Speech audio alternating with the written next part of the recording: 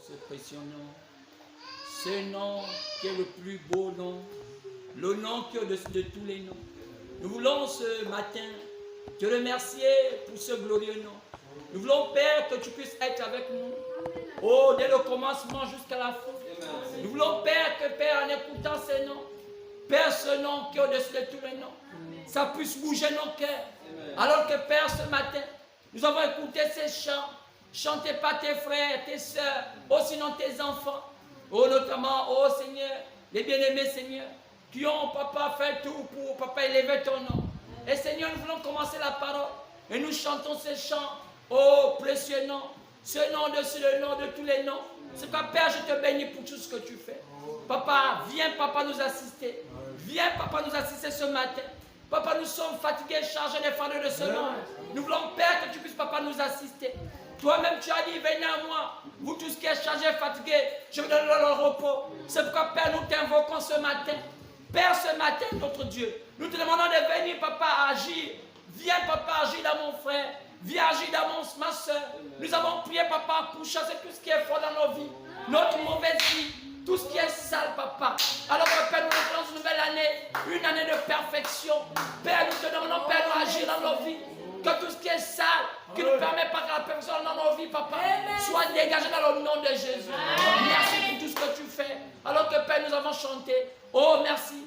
Prends le nom de Jésus.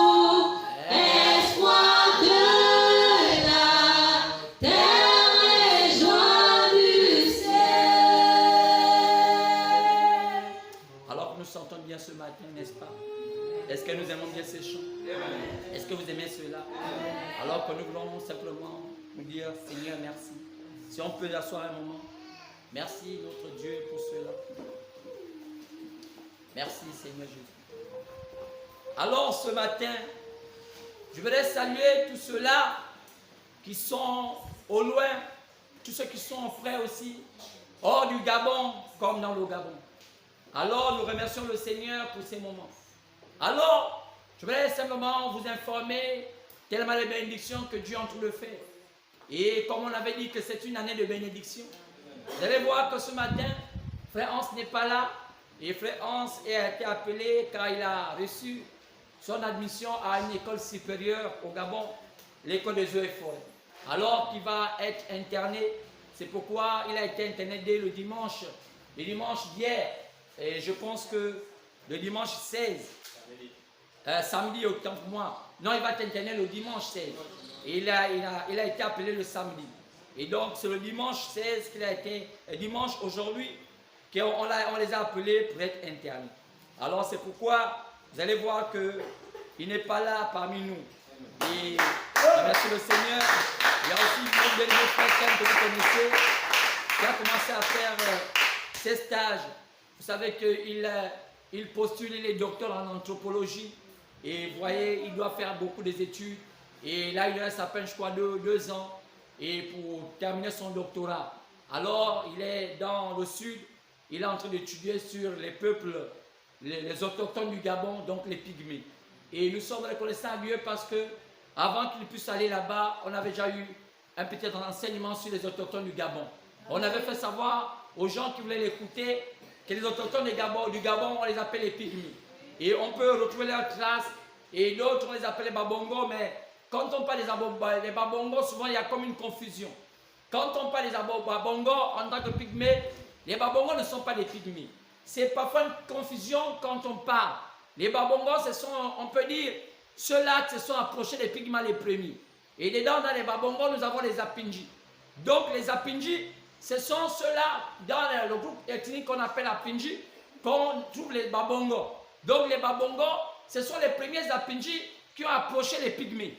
Alors on les a donné un synonyme qu'on appelle aujourd'hui babongo. Alors ils se sont appelés apindjis. Comme aujourd'hui, on a une ethnie qu'on appelle Tsoro. Les Tsoro, c'est une ethnie, un groupe d'ethnie qui sort, un sous-groupe d'ethnie qui sort des apindjis.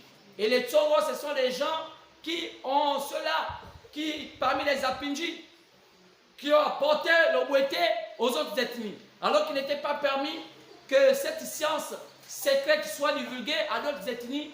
Les Tsoro, c'est ce groupe des apindjis qui ont trahi le groupe ethnique Tsoro, les groupes ethniques apindjis, car les apindjis, après avoir pris cela auprès auprès des pygmées, alors vous voyez, donc le Bwete qui fait le socle de la tradition gabonaise, qui vient des pygmées, ne vient pas des apindjis. Ça vient des pygmées. Et les apindjis ont transmis cela, plutôt les pygmées ont transmis cela aux apindjis.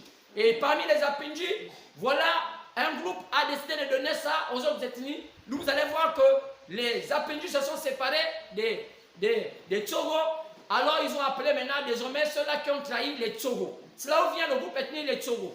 Alors vous voyez, donc quand vous allez voir dans la carte des ethnies du Gabon, les babongos ne font pas partie des pygmées. Donc ce sont des erreurs que les gens sont en train d'entretenir pour s'aimer la confusion parmi les Gabonais pour ne pas avoir les origines. Mais les vrais pygmées du Gabon, on les appelle les Baka. Ce sont les pygmées, ce sont eux, les Baka. Et quand on regarde dans la Bible, est-ce que les Baka existaient? Oui, les Baka existaient parce que quand on voit parmi les deux peuples qui ont cohabité avec Israël, il y avait les Gabaonites et il y avait ce qu'on appelait les Récabites. Alors, mais les Gabonites, c'est là où ils sont descendus les Baka. Parce que les Récabites, plutôt, je veux dire que les Gabonites, autant que moi, les Gabonites, c'est là où descendent les Baka. Parce que les Gabonites viennent du mont Gabaon. Et Gabaon, c'était le mari d'une femme qu'on appelait Maka. Et Maka, c'est là où descendent les Baka. Parce que nous sommes des animistes. Et en tant qu'animistes, nous croyons à plusieurs dieux. Et nous sommes polythéistes. Et nous sommes matriarcats. En étant matriarcat, nous prenons l'ethnie de notre maman. C'est pourquoi vous allez remarquer que plusieurs personnes, même dans le Nord, les gens disent qu'ils sont patriarcats. Vous allez voir que dans le Nord, ils disent qu'ils sont patriarcats. L'enfant appartient au père. Mais au fond, quand on regarde au fond de la manière de croire des gens du Nord, ils sont matriarcats. Parce qu'on remarque qu'ils sont simplement patriarcats de face, mais dans leur culture, ils sont matriarcats. Parce que lorsque vous avez fait un enfant avec une femme, et que si longtemps vous n'avez pas encore posé cette femme-là, l'enfant appartient à la mère. Pourquoi? Parce qu'en réalité, dans nos origines de croyance, nous sommes matriarcats. Parce que nous venons tous de l'Égypte. Et quand on voit l'Égypte, l'adoration qui était à l'Égypte, l'adoration de l'Égypte était matriarcat. Car c'est la femme qui dominait l'homme. Le pouvoir était à la femme. Donc vous allez voir même que dans toutes les sciences de l'Égypte, on voyait que la femme était la dominatrice. Vous allez voir dedans cette grande femme qu'on appelle Isis. Isis, c'est cette grande femme qu'on appelle le dieu Rhea. C'est une femme. Et qui avait un fils qu'on appelait Osiris. Et vous allez voir que son mari qu'on appelait Hermès. Vous voyez? Donc, toutes ces entités-là montrent la configuration des dieux qu'adoraient nos ancêtres. Sinon, ceux qu'on appelle les pygmées aujourd'hui, mais qui viennent des Baka, parce que Baka sont au pluriel, mais Maka sont au singulier, car la mère des Gabaons, la mère des Gabaonites s'appelait Maca. Alors que chez nous, lorsqu'on parle du pluriel, on dit Ba, comme on dit Ba pour nous, Bisirat, Biatuembe, pour typifier le pluriel. Alors, si on veut restituer l'histoire, les Pygmées, ce sont ceux-là vraiment qu'on appelle les Baka, qui, on les a trouvés pour la première fois dans la zone de Konja, ils ont voyagé.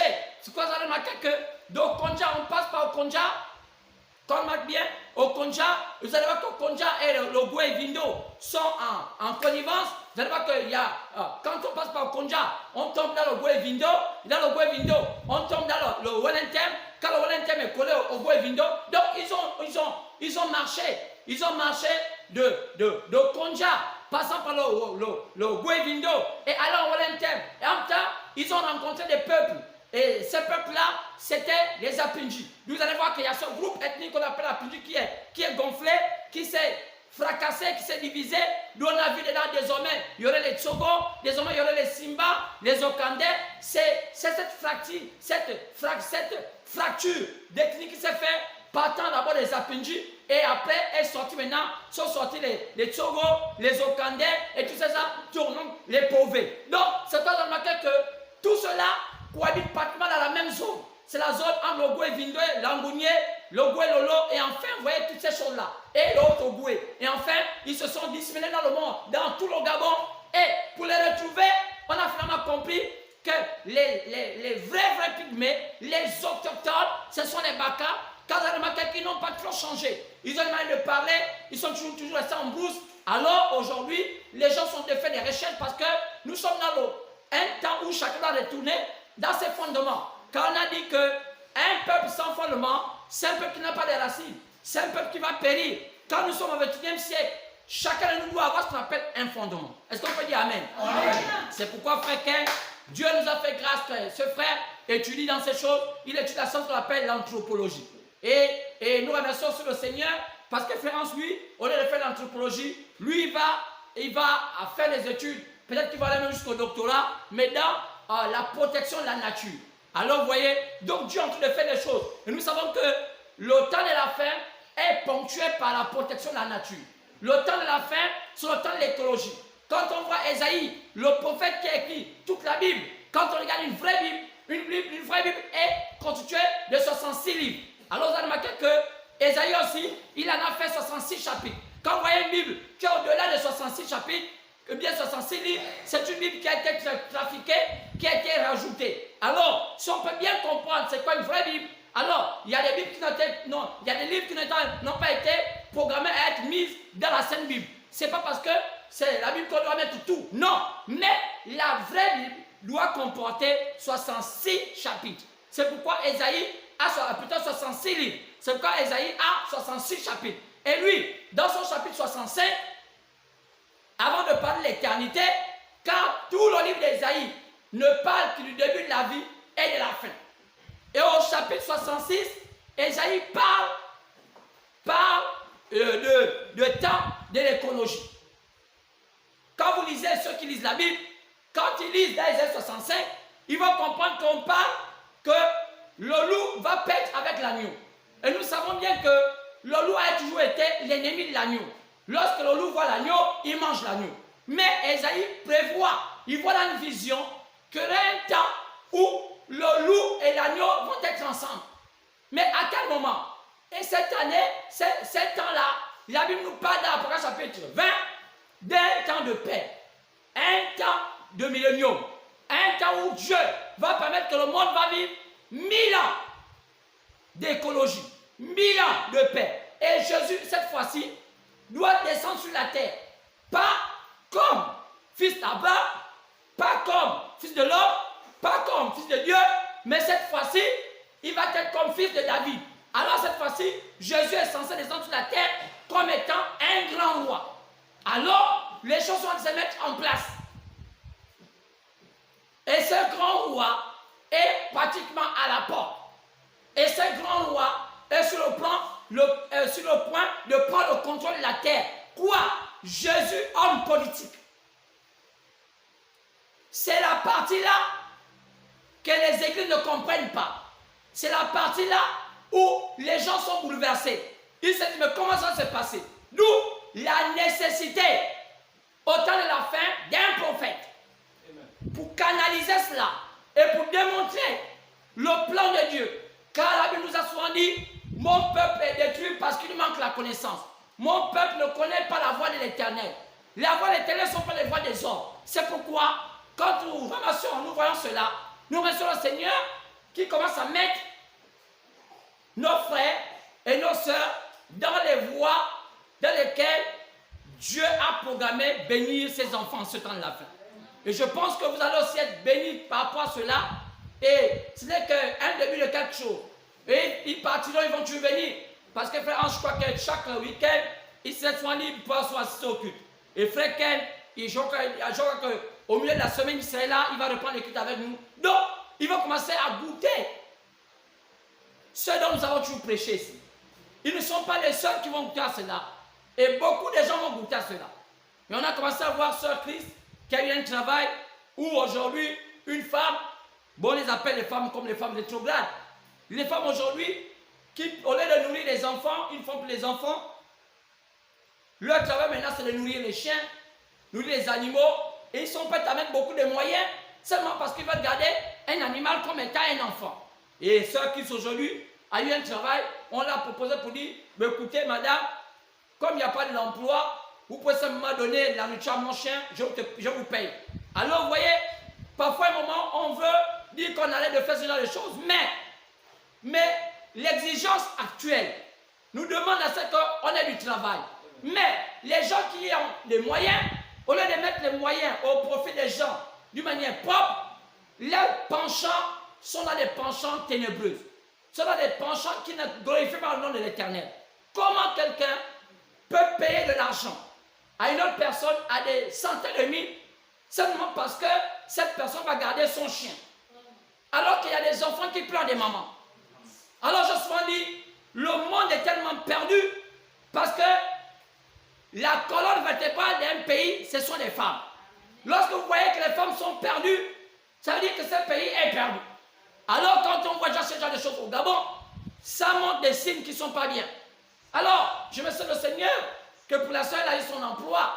Alors, elle-même, elle n'a rien à y voir. Mais cette femme, Dieu va demander le compte parce que, au lieu de faire cela pour des humains, elle peut faire cela pour un animal.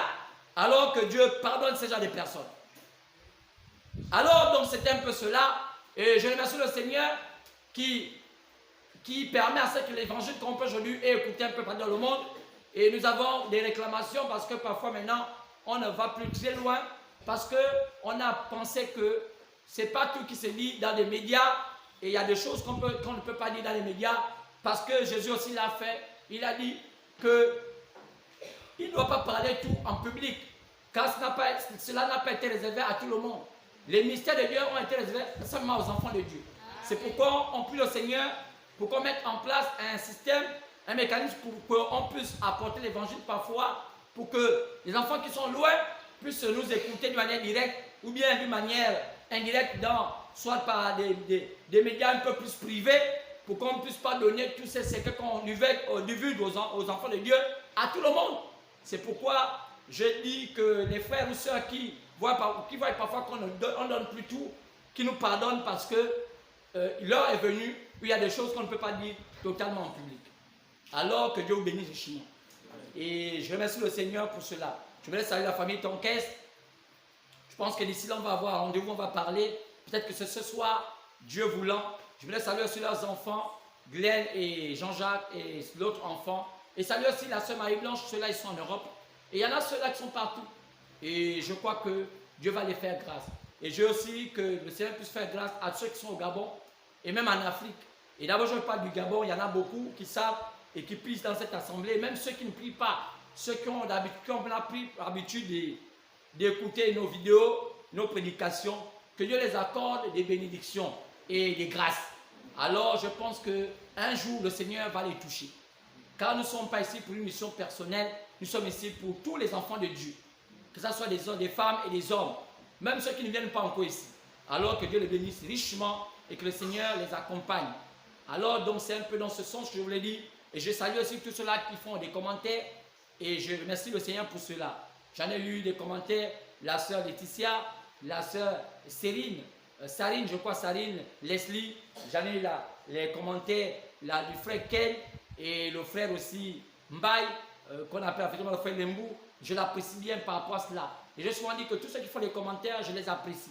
Je l'ai voulu encore voir les commentaires de sœur Stella et cela. Alors il y en a beaucoup, peut-être que j'ai oublié, mais j'ai une touche particulière pour tous ceux-là qui font des commentaires, notamment la sœur Cathy. Parfois, elle n'a plus assez peut-être des moyens, mais je voudrais parfois que vous écoutez et vous donnez aussi vos appréciations et ça me fait du bien. Alors que Dieu me bénisse richement et je crois que le Seigneur va continuer à vous accorder des grâces. Et nous voulons simplement nous lever.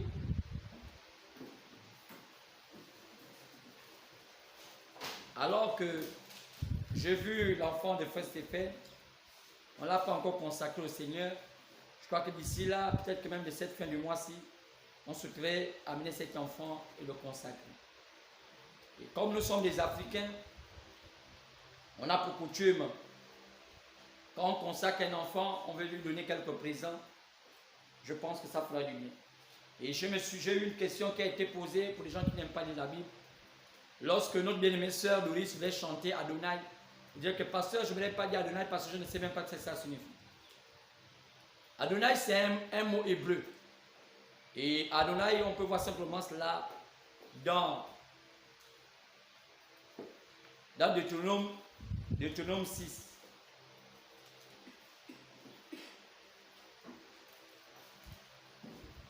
Deutéronome chapitre 6, partant du verset 4.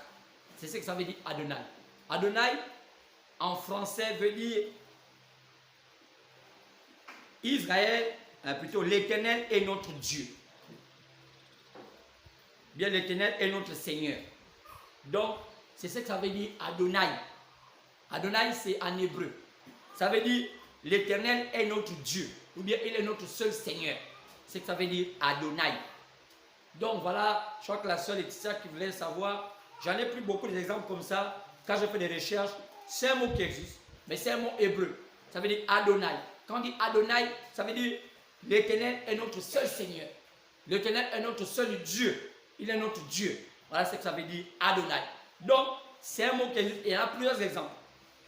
Alors que Dieu bénisse si elle en a compris. Et prochainement, elle comprendra parce que le temps est venu. Alors, nous allons prendre nos Bibles.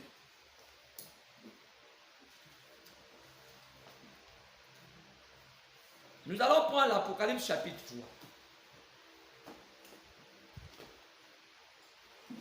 Partant du verset 14 au verset 21.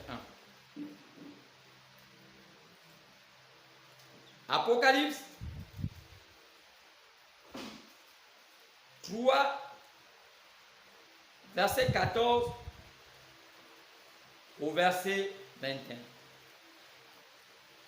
Et écrit à l'ange de l'église de la Laodicée. Voici ce que dit l'Amen, le témoin fidèle et véritable, le commencement de la création de Dieu. Je connais tes œuvres. Je sais que tu n'es ni froid ni bouillant. Peux-tu être froid ou bouillant? Ainsi, parce que tu es tiède et que tu n'es ni froid ni bouillant, je te vomirai de ma bouche. Ainsi, parce que je te vomirai de ma bouche. Parce que tu t'es dit, je suis riche, je me suis enrichi et je n'ai besoin de rien. Parce que tu ne sais pas que tu es malheureux ou malheureuse, misérable, pauvre et aveugle et nu. Je te conseille d'acheter de moi de l'or éprouvé par le feu, afin que tu deviens riche, et des vêtements blancs, afin que tu sois vêtu, et que la honte de ta nudité ne paraisse pas, et un collier pour oindre tes yeux, afin que tu vois. Moi, je reprends et je châtie tout ce que j'aime. Aie donc du zèle et répands-toi. Voici, je me tiens à la porte et je frappe. Si quelqu'un entend ma voix et ouvre la porte, j'entrerai chez lui et je souperai avec lui, lui avec moi. Celui qui vaincra, je le ferai asseoir avec moi sur mon trône, comme j'ai vaincu et me suis assis avec mon Père sur son trône. Que le Seigneur bénisse la lecture de sa parole dans le parfait nom du Seigneur Jésus, j'ai ainsi prié. Amen. Amen. Je vais vous asseoir. Alors, c'est capital ce matin. J'aimerais dire quelque chose.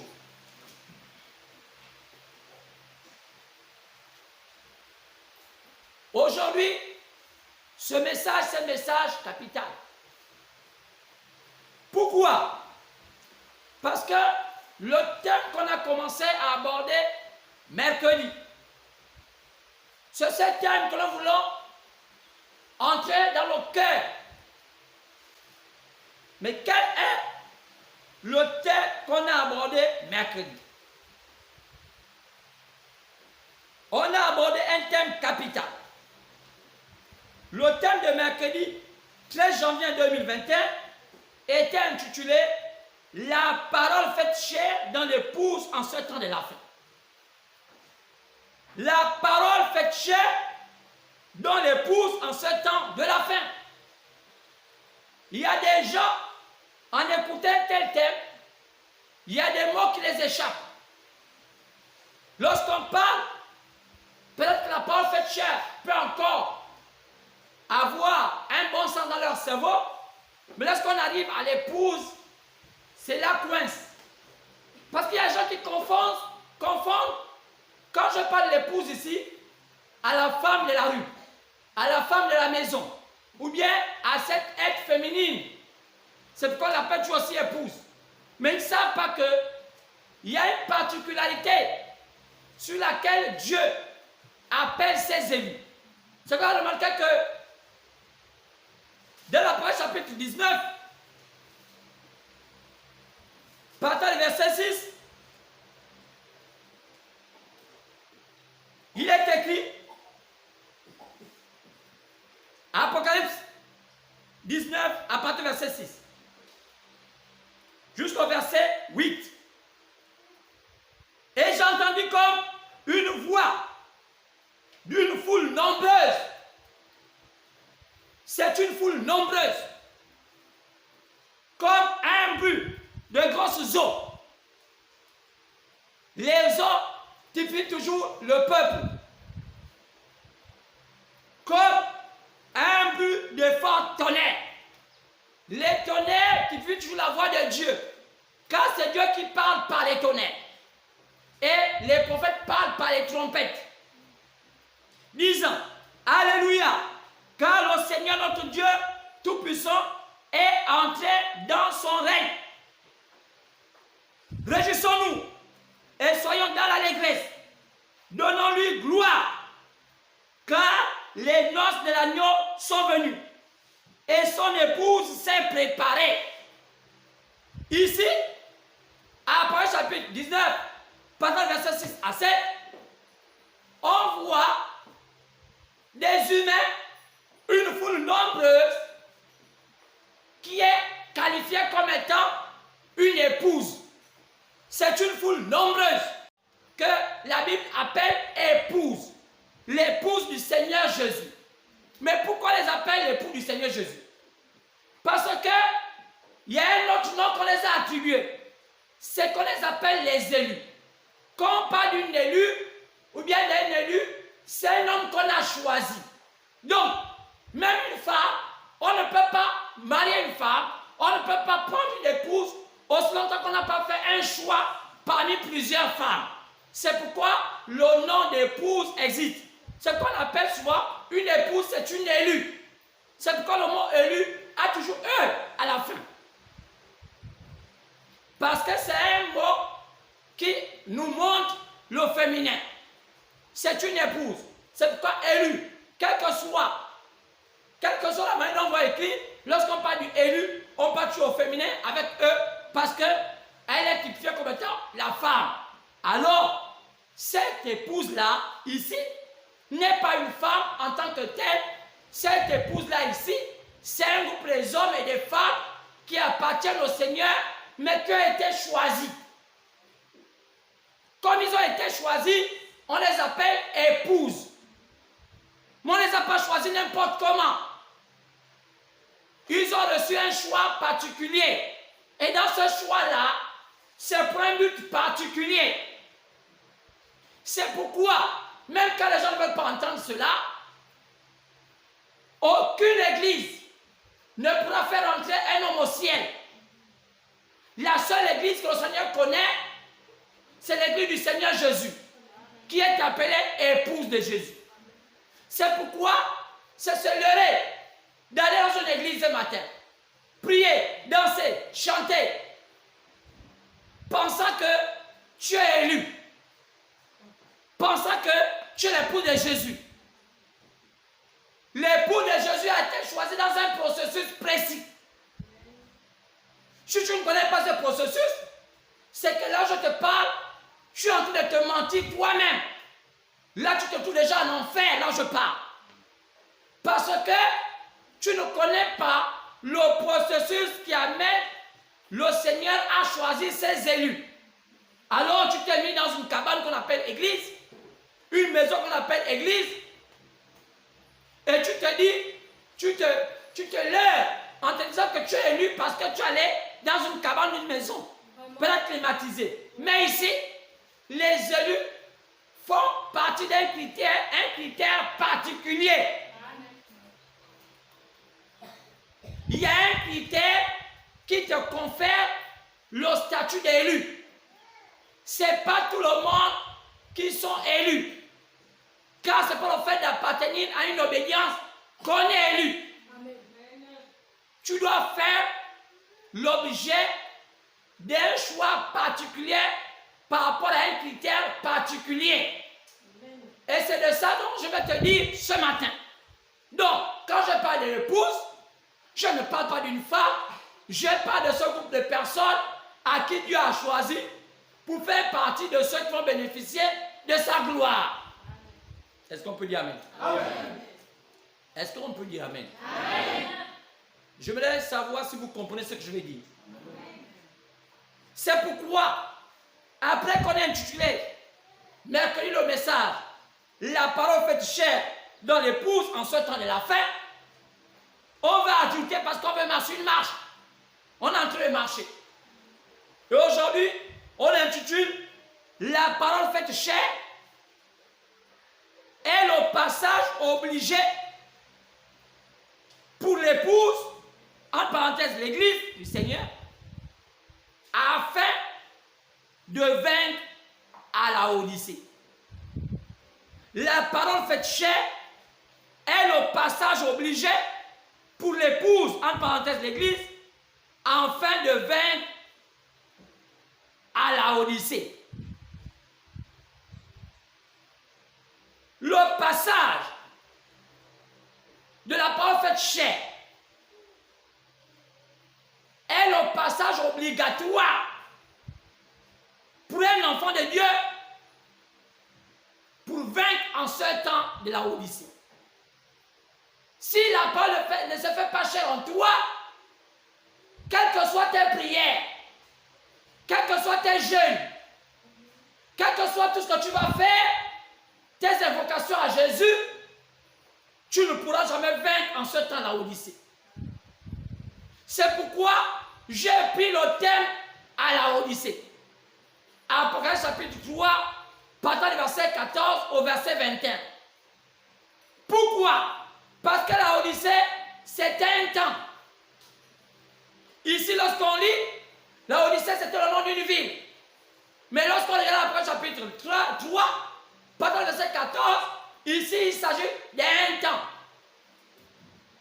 Car, selon Actes chapitre 15, partant du verset 13 à 14, après que le Seigneur ait montré la lumière vers l'est, donc à Jérusalem, les gens de l'Orient, il devait parcourir le septentrion, aller vers le nord, donc l'Europe. Après la lumière en Europe, il devait amener la lumière vers l'ouest, en Amérique, l'Occident. Matthieu 24 au verset 27. La lumière partira de l'Orient en Occident. Et après l'Occident, l'Amérique, la lumière est censée atterrir en Afrique. C'est le sud. Et après le sud, la lumière est censée retourner là où elle revenait, où? À l'est. C'est exactement la même chose. Donc, même le soleil, lorsqu'il se lève à l'est, il va après au nord, après il descend à l'ouest, après il va vers le sud, et après il redescend à l'est.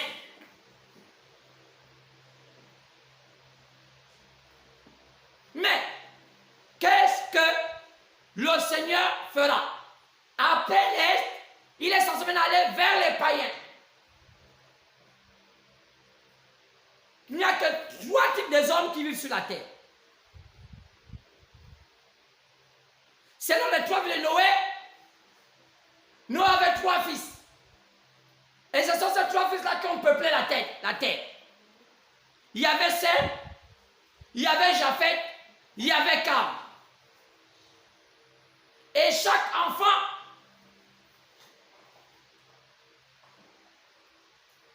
identifiait un peuple. Chaque enfant de Noé était l'identification d'un peuple sur la terre.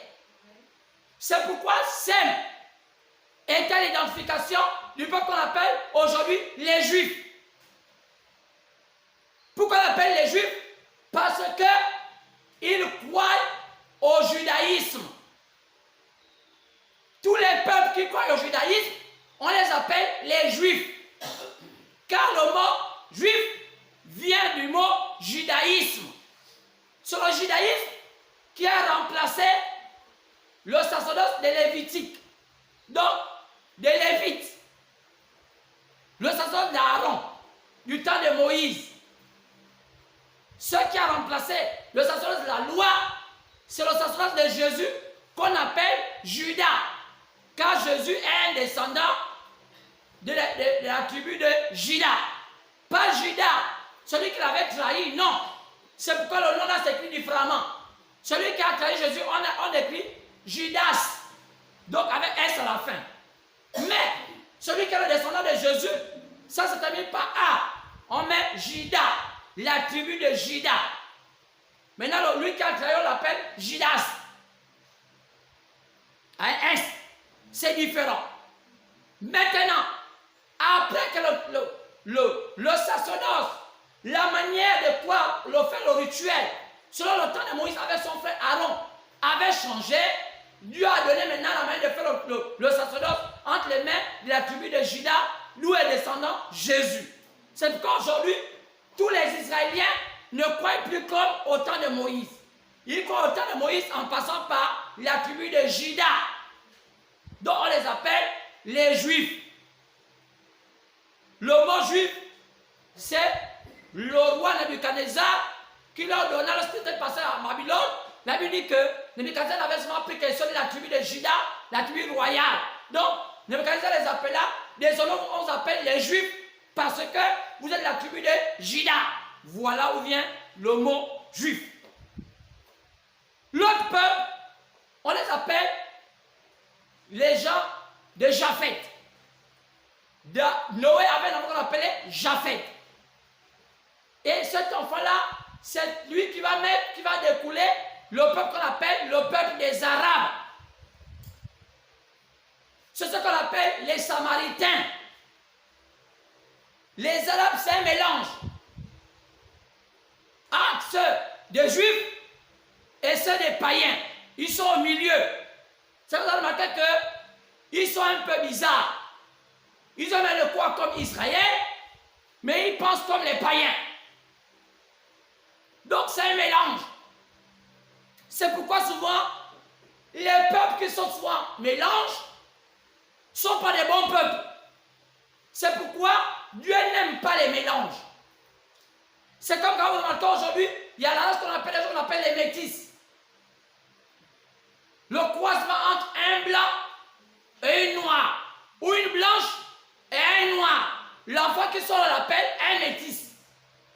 Il n'y a pas un peuple sur la terre qu'on appelle le peuple des métis. Tout enfant métis, c'est un enfant déséquilibré. Il n'a pas des origines. Sur la terre, les métis n'ont pas d'origine, n'ont pas de fondement. C'est pourquoi ces croisements, ce n'est pas bon. Un enfant qui n'a pas d'origine, un enfant qui n'a pas de fondement, ce soit un enfant déséquilibré. Alors, les Arabes, c'est un mélange du judaïsme et du paganisme. Vous allez remarquer que les Arabes sont un peu blancs. Mais en réalité, il y a les Arabes qui ne sont pas blancs. Quand on voit les films, aujourd'hui vous allez remarquer que les Égyptiens, on les dessine souvent, on les montre souvent blancs. Mais avant, les Égyptiens n'étaient pas blancs. Les Égyptiens étaient noirs. Mais comment les Égyptiens sont partis du noir au blanc? C'est une forme de génocide. C'est une forme de colonisation qui s'est faite. Les Blancs ont colonisé ce peuple-là qui était puissant à l'époque. Excusez-moi du terme, en couchant leur mère. Pour décoloniser ce peuple. Pour les dénaturer. Ils sont partis du noir au métissage. Mais en réalité, le vrai Égyptien n'était pas blanc. Il était noir. Parce que même les Gabonais, la plupart des peuples viennent de l'Égypte. Ils étaient noirs. Le vrai Égyptien était noir. Il n'était pas blanc. Mais Dieu, dans sa préscience, voyant l'esprit qu'habitaient les Égyptiens pour pouvoir contrôler la terre, il a permis à ce qu'on puisse anéantir ce peuple. Et ils ont perdu leur valeur. Aujourd'hui maintenant, les valeurs qu'ils font là, c'est pas comme du théâtre. Mais le vrai Égyptien n'est plus le vrai Égyptien. Il y a qu'à aller là-bas en Égypte, vous allez voir. Il garde les pyramides. Mais pose la question aux Égyptiens. Comment vous qui croyez à Allah, vous qui croyez à l'islam, comment voulez-vous encore dire que vous croyez aux pyramides? Alors que quand on parle des pyramides, on parle d'Osiris, on parle d'Isis. Et vous dites que vous croyez encore à Allah. Donc en réalité, en Égypte, c'est un peuple, ils sont égyptiens de forme, mais dans le fond, ils ne sont pas égyptiens. Parce qu'aujourd'hui, les Égyptiens, ils sont musulmans. Mais alors que dans les origines, les Égyptiens n'étaient pas des musulmans. Ils étaient des pratiquants de l'occultisme.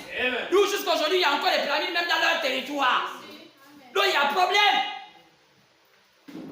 Il y a un problème pourquoi? On appelle ça être sorti de ses fondements. Donc, l'Égypte d'aujourd'hui n'est plus l'Égypte d'avant.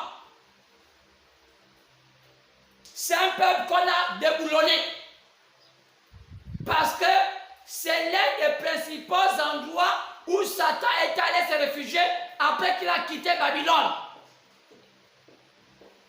Il y a des endroits qui sont des bastions où Satan va se reposer. Ça veut dire que toutes les nations du monde étaient à l'époque sous l'emprise de l'Égypte. Même la France, même l'Angleterre, c'était la nation la plus puissante de la terre. Donc en réalité, les premiers à faire des gens des esclaves, c'était les Noirs qui prenaient les autres nations comme étant des esclaves. Les premiers à rendre les autres esclaves, c'était les Noirs qui rendaient les autres peuples esclaves. Amen. Donc l'esclavage a commencé chez les Noirs. Amen. Avant, nous on connaissait cette chose, qu'il y avait des princes et il y avait des esclaves. C'est pas jusqu'aujourd'hui, chez nous les Noirs, on a toujours cet esprit-là de voir qu'il y a des princes, il y a des esclaves. L'esclavage ne vient pas des Blancs. L'esclavage vient d'abord des Noirs. Mais lorsqu'ils ont perdu leur repère, complexés, L'ennemi est passé par les femmes. Les Blancs sont passés par les femmes pour anéantir l'Égypte. D'où il fallait que la trahison vienne des femmes. Parce que quoi? Parce que pour eux, c'était un mythe de voir les hommes métis, voir les hommes autant moins blancs. C'est un complexe encore aujourd'hui. On voit nos enfants, nos mamans envoyer leurs fils, leurs filles aller sortir avec les blancs pour avoir les bébés métis. C'est un complexe, mais qui n'amène nulle part. Ce matin, si tu as le même esprit là, c'est un démon qui t'habite. Ça t'amènera nulle part.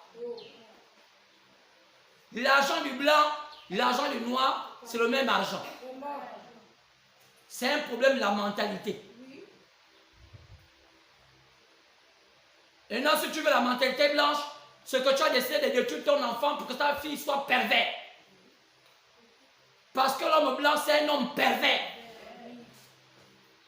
Sa pensée est dans la perversité. Il n'a pas le respect de l'humain. Le développement du blanc l'a amené à être pervers. C'est pourquoi aujourd'hui on a remarqué que là-bas il n'y a plus les mariages.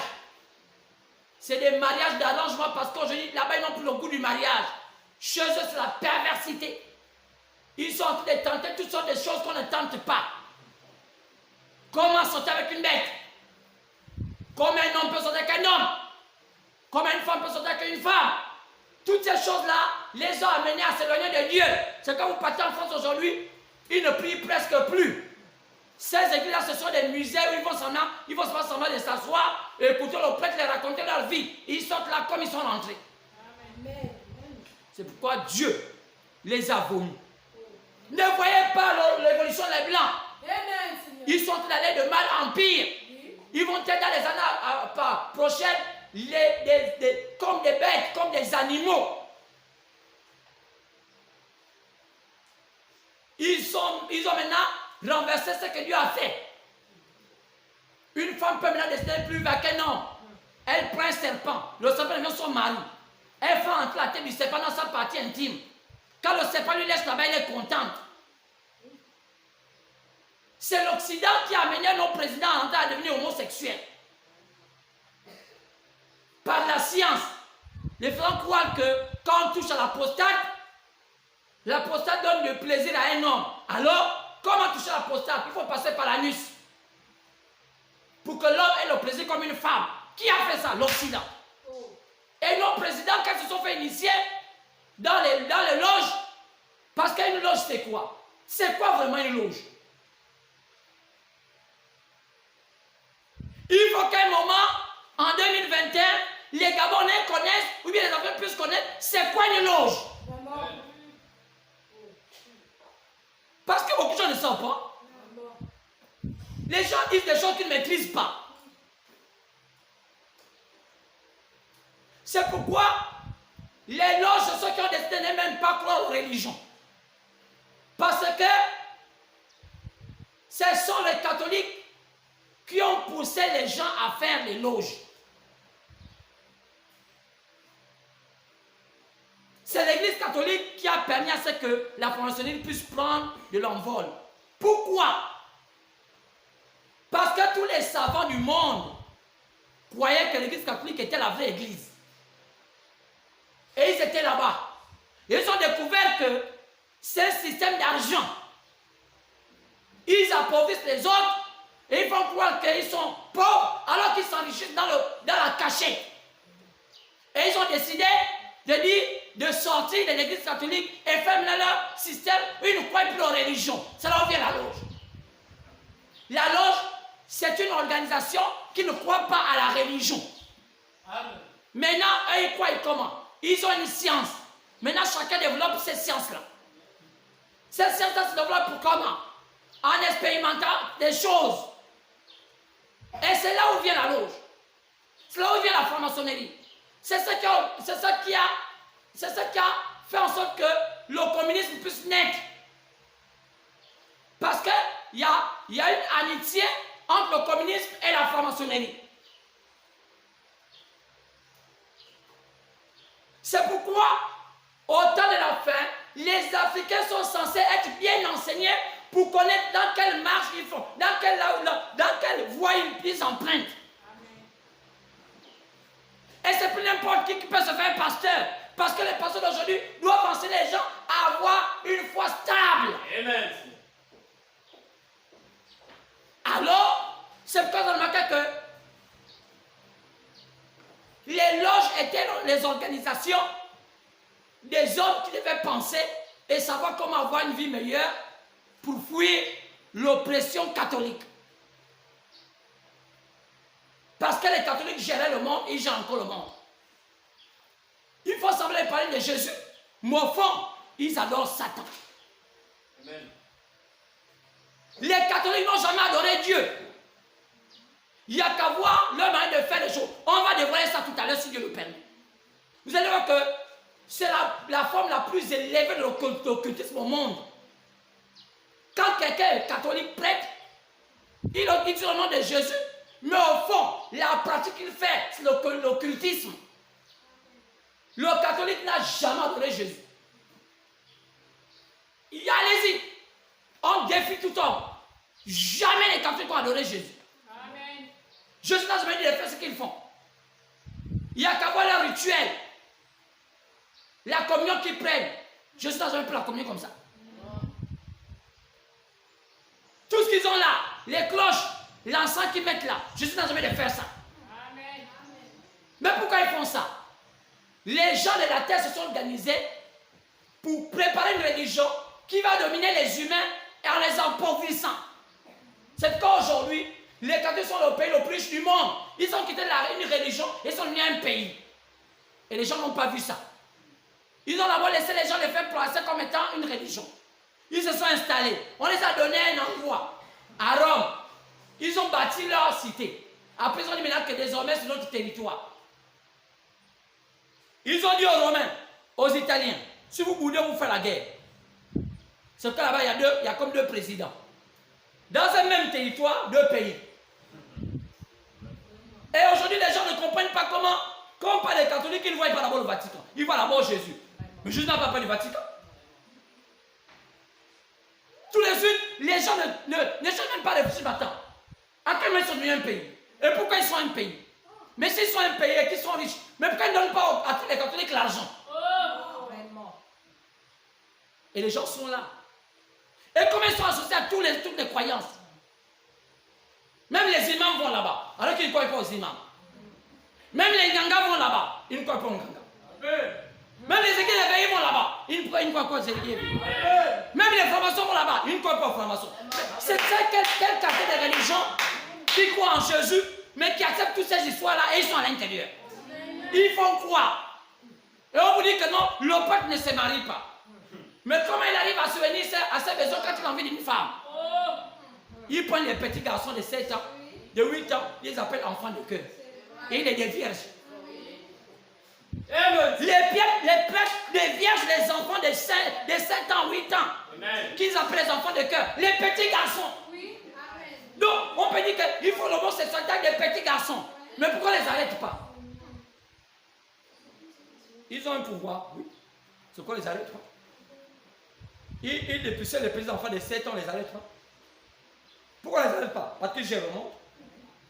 Toi, va dépucer un petit enfant de 7 ans, on va te dire attentat à la pudeur d'un enfant. Aujourd'hui, même quand tu deviens une petite fille de 18 ans, on dit que tu as atteint la pudeur. Alors qu'une Gabonaise qui a déjà 15 ans, elle est déjà vieille. Toi, on te dit, on te prend, on te met en prison. Mais alors que le prêtre, il prend un enfant de 9 ans, on ne le met pas en prison. Pourquoi? Le pouvoir des prêtres.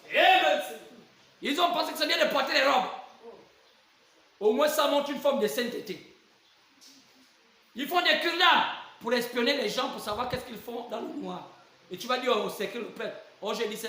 Et ils sont en connivence avec le système politique. Pour dire, un bandit est venu se trahir chez moi, attraper les larmes à tel endroit.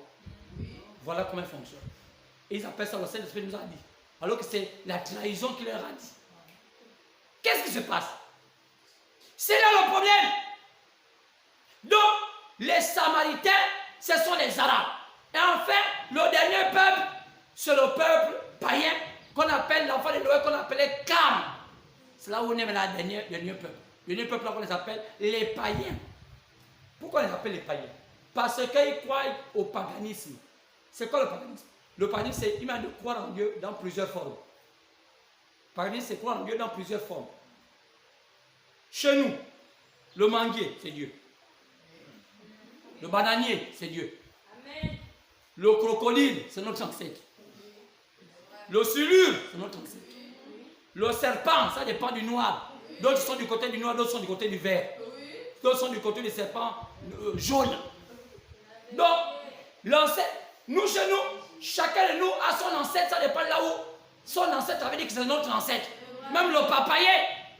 C'est quoi dans l'entendre quelqu'un qui s'appelle le tarot. Papa Malanga. Papa Malanga quoi? Parce que notre ancêtre s'appelait, c'était le tarot qui était le dieu, notre colonie.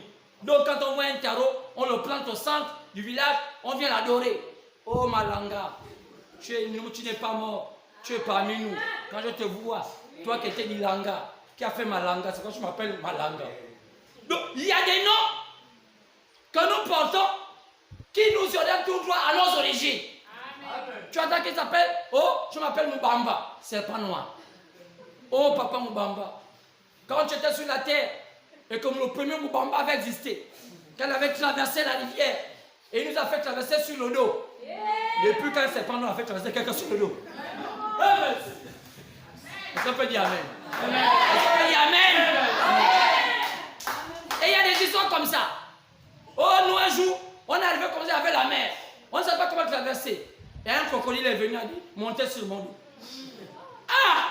Vous étiez? On nous avait dit. Qui t'avait dit? Il est mort. Celui qui a toujours dit est toujours mort. Amen. Il ne faut pas trouver l'information. Et que toi tu as relayé ça, tu expliques qu'on était sur son dos, accroché. Et il nous a fait traverser. Désormais je suis votre ancêtre. Il nous a fait traverser. Maintenant toi tu vas t'appeler le crocodile. Ou bien Moudouma. Serpent noir. Ou bien. Alléluia. Amen. Et ces noms-là ont changé. D'autres c'est Moubamba. D'autres c'est Moudouma. En Zébi c'est Madouma. Madouma veut dire aussi, c'est Moudouma, il est chez les Boumou. Vous voyez, il n'y a que les ethnies qui essaient de nous envoyer. En réalité, on croit la même chose. C'est ce qu'on nous appelle les païens. Les Gabonais sont des païens. Les Français sont des païens. Il n'y a que 3 peuples. Maintenant, quand Dieu devait restaurer sa parole sur la terre, il a commencé avec Israël, l'Est. La civilisation, tu voyageais vers l'Est. C'est ça le cycle de la vie. Tout part vers l'Est. Rien ne commence sans commencer par l'Est. C'est pourquoi les vrais spirituels savent ça. C'est le cycle de la vie. Tout partout. Même l'intelligence a commencé vers l'Est. Après, ça continue. C'est comme on a voyagé. Après, ça continue vers le nord. C'est pourquoi chaque fois que la lumière traverse un endroit, les gens deviennent intelligents. Les gens changent leur manière de penser. Ce n'est pas eux-mêmes qui commencent à être comme ça. C'est la lumière qui traverse dans leur endroit qui les amène à changer leur pensée. C'est ça la vie. Alors, quand la lumière est partie de l'Est, c'est descendu à l'Europe, parce que l'Europe est devenue grande. Même les gens changeaient les pensées. Après l'Europe, la lumière est partie vers l'Ouest. Les pensées ont changé à l'Ouest, l'Amérique. Aujourd'hui, la lumière est venue en Afrique. Les pensées de l'Afrique doivent changer. Amen. Les pensées de l'Afrique doivent changer. Vous savez, ce qui fait l'homme, ce sont ses pensées. Amen. Notre corps n'est qu'une carapace qui nous suit. Mais en réalité, la différence entre 2 êtres humains, ce sont ses pensées, leurs pensées. Amen. Quand vous voyez 2 femmes, vous les frères qui choisissez les femmes, ne choisissez pas les femmes par rapport à leur carapace. Vous perdez votre temps. Une femme, même si elle est mince, même si elle est grosse, même si elle est comment, les carapaces sont les mêmes. Il n'y a pas une femme sur terre qui a une carapace différente d'une autre femme. Il y a seulement d'autres qui ont des carapaces où l'autre a un peu plus de chair, l'autre a moins de chair. Mais il n'y a aucune femme sur la terre qui est différent de carapace. Ça n'existe pas. Maintenant, pourquoi d'autres choisissent les grosses, d'autres aiment les minces? C'est parce que dans notre manière dont Dieu nous a construits, il y a des gens qui aiment les personnes qui sont grosses. Par rapport à leur positionnement, sur leur naissance, sur le zodiaque. Leur zodiaque les amène à aimer les gens grosses. Il y a d'autres qui aiment seulement voir les femmes qui sont minces. C'est le zodiaque qui fait ça. Mais en réalité, la femme ne change pas. Ce qui change à la femme, c'est la qualité de l'esprit qui l'habite. Non, la grandeur d'une femme ne dépend pas de sa grosseur. La grandeur d'une femme dépend de la qualité de l'esprit qui l'habite. Il voit une grosse femme, il dit, oh mon Dieu, elle est belle, hein? Elle est si. Alors que la grandeur, c'est une petite femme. Il y a des femmes qui sont grosses, mais qui ont des petits esprits. Et tu ne progresses pas. C'est pourquoi il faut amener les gens à la conversion, à comprendre, choisir ce qui est dans la pensée de la femme. Il y a des hommes qui sont gros, mais qui ont des petits esprits. Tu le vois, gros là, il ne vaut rien. C'est pourquoi les films vous vendent l'illusion.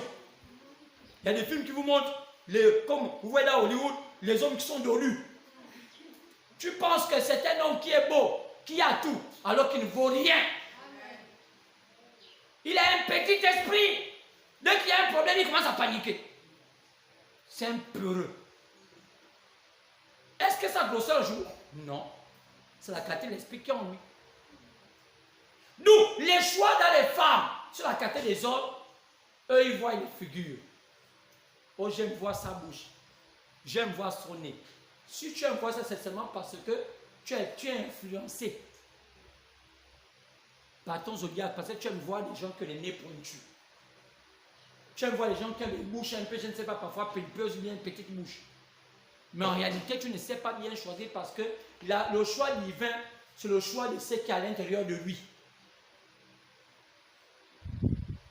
C'est là le problème. Donc, le troisième peuple, c'est le peuple qu'on appelle les païens. C'est ce peuple-là que Jésus est parti voir pour la dernière fois, après avoir visité les Israéliens, après avoir visité les Samaritains. C'est pourquoi vous remarquez dans la Bible, Jésus n'est jamais parti chez les païens. Il est souvent parti à Israël, il est chez les Samaritains. Mais nous, on devait partir à la fin. C'est pourquoi Acte 15, Acte chapitre 15, partant verset 13 à 14, dit, après qu'il ait visité les deux là, il va m'aller vers les païens, donc les nations, pour choisir parmi eux le peuple qui va porter son nom. Donc, c'est parmi les païens que Jésus a décidé de choisir les élus. Les élus veulent dire l'épouse. Il y a 3 types de croyants que Dieu, comment Dieu choisit. Il y a ses frères qu'on appelle Israël. Il y a ses cousins qu'on appelle les Samaritains, donc les Arabes.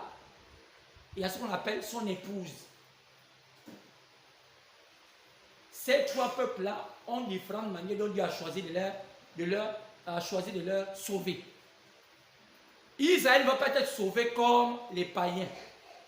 Les Samaritains ne vont pas être sauvés comme les païens. Les païens ont leur manière d'être sauvés. Donc, maintenant, si toi tu es païen, ou bien tu es païen, et que tu vas te sauver comme Israël, ça ne marchera pas. C'est là le problème avec le christianisme aujourd'hui sur la terre. Parce qu'on va être sauvé en dehors de la main dont Dieu avait programmé. Vous avez remarqué que notre ancêtre est le seul ancêtre que Dieu avait permis de voir le pipi de son père. Lisez dans la Bible. Nous sommes le seul des 3 filles de Noé. Notre ancêtre, l'ancêtre avait vu le pipi de son père. Donc le sexe de son père. Pourquoi? Pourquoi Dieu a permis que Cam puisse voir son père nu? Lisez dans la Bible. L'histoire nous rappelle quelque chose avec Abraham. Lorsqu'Abraham voulait donner le secret à son serviteur Eliezer, il a dit à Abraham, il a dit à Eliezer, viens, pose ta main sur ma cuisse. Ça veut dire en d'autres termes, vois-moi nu. Est-ce qu'on peut comprendre? Amen. Je ne sais pas si vous comprenez.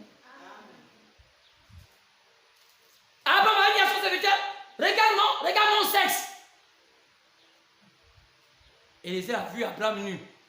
La Bible dit que, par pudeur, la Bible dit que Abraham a dit, pose ta main sur ma cuisse. Attends, si Abraham dit, la cuisse c'est quoi? C'est la partie là. Donc Abraham est nu. Pourquoi Abraham a fait un tel acte? C'est ce qu'on appelle le secret. C'est pourquoi quand un homme te voit nu, il connaît déjà ton secret, ma soeur. Tu ne vaux plus rien. On ne donne jamais le secret à un homme à qui on n'a pas l'engagement de le servir toute sa vie. C'est ce qui vous amène les malédictions. Ne vous faites pas voir les sexes si vous n'êtes pas prêt à donner votre vie à cet homme. Sinon, vous n'avez pas les bénédictions. On ne fait pas voir son sexe à un homme à qui on ne dit pas qu'on vit avec lui toute la vie. Sinon, la malédiction tombe dans ta vie. Parce que tu as montré la partie secrète de ta vie. Le secret de la vie. Est-ce qu'on peut dire Amen? Est-ce qu'on peut dire Amen? Amen. Oh, j'ai des problèmes. Ma vie ne marche pas. Ma vie ne marche pas. Tu as montré ton secret que Dieu avait caché à qui? Oh. Non, à n'importe qui. J'ai eu 2, 3 qui m'ont monté. Ah bon? Comme ils t'ont monté, ils vont aussi te descendre. Comme ils t'ont monté, ils vont aussi te descendre. C'est ce qui fait qu'aujourd'hui, il y a beaucoup de personnes qui sont dans la malédiction. Parce qu'ils ont laissé le secret là à montrer ça à n'importe qui. Cam avait vu ça. Et quand Dieu avait vu Cam voir ça, il dit, je ne maudis pas Cam. Et c'est la Bible. Je maudis ton descendant. Est-ce qu'on peut dire Amen? Amen. Dieu n'avait pas maudit Cam. Il a maudit les descendants de Cam. Qui était le descendant de Cam qu'il avait maudit? Après le descendant de Cam. Après Cam venait Kish. C'est pourquoi Kish, c'est Kish qui était le père des démons. Mais dans ce foisonnement, nous étions dedans. Oui. Parce que Kish a mis au monde qui? A mis un homme appelé Nimrod. Nimrod et Kish, ce sont les pères de Buti, le Ndjembe, le Malan, tout ce qu'on pratique sur la terre. Ce sont les descendants de Cam qui ont fait le cultisme sur la terre. Le Buti, l'Ilomo, tout ce qu'on danse là. Mais ça m'a changé les noms et la manière de chanter dans les langues. C'est pourquoi lui avait divisé les langues quand on était en Babylone. Le Ilomo ne vient pas du Gabon. Ça c'est depuis la Babylone.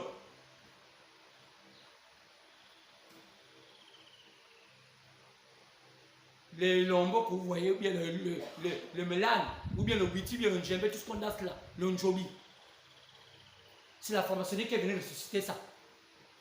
En réalité, la franc-maçonnerie, c'est la science qui étudie toutes ces genres de choses-là. C'est pourquoi vous avez remarqué que tu sois bouddhiste, que tu sois croyant, tu peux être franc-maçon. Pourquoi? Parce que là-bas, on vous dit sortez des religions. On veut ici des hommes qui pensent différemment. C'est pourquoi, les gars, l'initiation, on expérimente des choses. Ce n'est pas la franc-maçonnerie qui demande à ce qu'un homme sorte avec un autre homme. C'est l'expérimentation de l'initié qui dit que moi, mon projet, c'est de voir comment une sensation se fait avec un homme comme moi. C'est pour ça qu'on remarque que chaque loge a sa manière d'expérimenter des choses. D'autres font les loges en expérimentant les femmes. Si je couche avec une femme, dehors, sans maison, quel est l'effet que ça fait? Si je couche une folle, qu'est-ce que l'effet que ça fait? Si je ne couche pas une femme, et que j'enlève le gars sans lui coucher, qu'est-ce que ça fait comme effet? C'est ce qu'on appelle l'expérimentation des maisons de pratique d'aujourd'hui. Ça ne veut pas dire que c'est des sciences exactes. Maintenant, chacun fait à sa manière pour voir à quel niveau il va atteindre. Est-ce qu'on peut dire Amen? Amen. Est-ce qu'on peut dire Amen? Amen. Vous allez voir, il y a des hommes, quand ils sont avec une femme, au moins ils peuvent leur faire sortir l'énergie, ils mettent ça par terre. C'est une expérimentation. Pour voir l'effet que ça fait dans le cerveau. Il y a des hommes qui ont déjà compris que plus il verse son sperme dehors, plus il nourrit pas la femme. Il devient toujours fort. D'où il y a des gens, vous allez voir, qui vieillissent, ils sortent de moins en moins une femme. Les sciences sont en train d'évoluer. Il y a des hommes qui ne sortent pas les femmes. Ils veulent voir comment il va la gémir. Et on a remarqué que les hommes qui ne sortent pas les femmes sont plus forts que ceux qui sortent les femmes. Amen. D'où vous allez voir qu'il y a des cultes, des pratiques où on vous dit ne sortez plus les femmes. Et les femmes aussi ont compris que les femmes qui sortent de moins en moins des hommes sont plus solides que les femmes qui sortent les hommes. On appelle ça expérimentation dans les maisons de culte.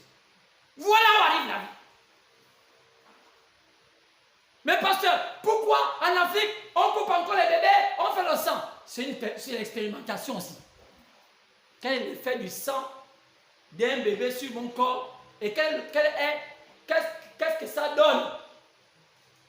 Quand je fais ça, comment les gens me voient? C'est expérimenté. Donc en réalité, les loges aujourd'hui, comme ils n'ont pas, ce n'est pas une science exacte, c'est une manière d'expérimenter certaines choses pour voir s'ils ont l'approbation vis-à-vis de leurs semblables. Voilà comment fonctionnent les loges du monde. Donc, avoir peur d'une loge, c'est que tu sais que tu n'as pas Dieu. Parce que dans les années à venir, nos enfants sont obligés d'appartenir au club des loges. Pourquoi? Parce que les hommes riches ne veulent plus accepter que les gens aussi qui ne sont pas riches appartiennent à eux, sinon pas le secret. Bientôt on va arriver sur la terre, il y aurait plein d'hommes qui seraient grands sur la terre s'ils n'appartiennent pas à un club de loge. Parce qu'ils ne peuvent pas savoir comment garder le secret. Les loges apprennent aux gens comment garder le secret. D'où c'est pourquoi l'importance du vrai christianisme qu'on a changé à un simple rituel où on vient danser, chanter. Qui peut garder plus le secret qu'un chrétien? Qui peut garder plus le secret qu'un chrétien? Pas les chrétiens d'aujourd'hui. C'est pourquoi à l'époque, nos traditions avaient de l'efficacité. Quand tu faisais initier, tu avais des choses que tu ne pouvais pas faire. C'était une manière de préparer à ce que tu gardes le secret. Parce que la vie des grands ne marche qu'avec les secrets. Même Dieu est dans le secret. Amen. Dieu est dans le secret. Amen. On ne peut pas travailler des choses, grandes choses si on n'est pas dans le secret. Amen. Rien ne se fait dans le secret. Rien ne se fait si on n'est pas dans le secret. Dès que tu te livres, tu n'es pas dans le secret, tu n'es plus grand. Une femme qui se livre à 2 hommes, elle n'est plus dans le secret, elle n'est plus une grande femme. Elle a décidé de se détruire. T'es livré. Tu n'as plus le secret. On ne te connaît plus, c'est fini. La nature te vomit. C'est pourquoi une femme qui se livre moins à un homme, si tu as pris qu'un homme, tu dis qu'il n'y a que lui qui voit ton secret. Donc il n'y a que toi et lui qui avez le secret. Quand tu marches, ça dit que la seule personne avec qui tu peux regarder et baisser les yeux, c'est lui qui te connaît ton secret. Mais tous les hommes, tu ne baisses pas les yeux parce qu'ils ne connaissent pas ton secret. Voilà ce qu'on appelle la grandeur. C'est là où est né le monde des grands. Donc quand tu ouvres, tu as déjà 2 personnes qui ont le secret, donc tu vas maintenant baisser les yeux devant 2 personnes. Donc tu n'as plus la force. Plus tu ouvres tes jambes, plus le secret baisse. Plus tu ouvres les jambes, plus le secret, tu n'as plus de force. Même la nature te vomit. Même il part, il se moque de toi. Même l'escargot passe lié. Est-ce que tu sais que l'escargot te connaît? Il ne parle pas, mais il te connaît. On se connaît. Ouais, les bêtes que vous voyez là, ils nous connaissent. Parce que ils nous connaissent, eux, ils nous voient. Il peut même être perché même quelque part. Il voit comment tu vas le faire, ça, il te donne. Un serpentier, mais une femme. Le moustique peut venir. C'est tout celui le plus grand esprit sur le moustique. Il peut voyager de maison en maison. Il regarde, yo, quelle femme, quel homme. Ah, je m'avais dit, lui là que je vois là, c'est un faux. Ah bon? Tous les moustiques du Gabon connaissent que tu es faux. Ça, tu crois qu'on ne te voit pas? On dit que ce sont les plus grands espions. Même à la présidence, il rentre. Quand le gars du colle un fusil comme ça, quand le gars se lève comme ça, il se met là. Quand le gars tourne comme ça, il est déjà rentré à la maison. Quand le président dit oh, mais il est où là? Il faut pied, il va là-bas se cacher quelque part où les assassins ne rentrent pas. Dès que c'est fini, il rentre. Quand c'est Clémentine, lui aussi prend la main. Le moustique, c'est le gars, la bête qui est le plus aisé des bêtes sur terre. Même quand il y a le clim. Le gars, il a rentré, prend nos clim, papa. Là, le ventilateur, comme ça, il est aisé. Il se met là. Parfois, il prend un peu le vent. Il se crée là. Donc, frère, il n'y a rien de secret sur la terre. C'est pourquoi l'épouse sort des païens. L'épouse sort de cette dernière nation. Et dont toi, tu fais partie. Mais dans ce plan, Dieu a choisi 7 temps pour choisir les élus. Et les temps ont été cités par des noms. C'est quoi pour voir ça dans l'Apocalypse, chapitre 2 au chapitre 3. Le livre, après, ça veut dire livre de révélation. C'est-à-dire le livre qui révèle tous les secrets. Et il y avait 7 temps. Et chaque temps avait un nom. Maintenant, le dernier temps s'appelait la Odyssée. La Odyssée qui veut dire droit du peuple, donc la démocratie. Nous sommes à quel temps? Nous sommes à la démocratie aujourd'hui. C'est cela qu'on dit que c'est le temps où les gens doivent être nus. le plus grand commerce au monde, c'est le sexe. Il n'y a pas un commerce au monde qui dépasse le commerce du sexe. Le commerce où Satan, plus les produits, où il donne. Il y a des femmes aujourd'hui, elles n'ont pas besoin de travailler. Il y a des femmes qui me disent, parce que je me rends gêné pour avoir un mari, tu perds ton temps. Tu es idiote. Qui va écouter tes gènes, tes prières? L'homme est perverti aujourd'hui. Tu vois que l'homme a besoin de voir tes prières. Tes prières là tombent dans la poubelle. Les yeux de l'homme ne voient qu'à la chair. Tu veux comme tu te vois comme belle femme, travaille ta chair. Ton bon cœur, l'homme s'en fout. Le bon cœur, il voit ça après. Mais la première chose que l'homme voit, c'est d'abord ta chair. C'est pourquoi je parle aux sœurs de savoir ce qu'elles veulent. Pourquoi aujourd'hui dans la marque, la plupart des païens ont des belles vies? Elles prient. Allez-y demander. Madame Trump, pour avoir Trump, elle a fait combien de jeûnes? Madame Obama, elle a fait combien de jeûnes pour avoir Obama?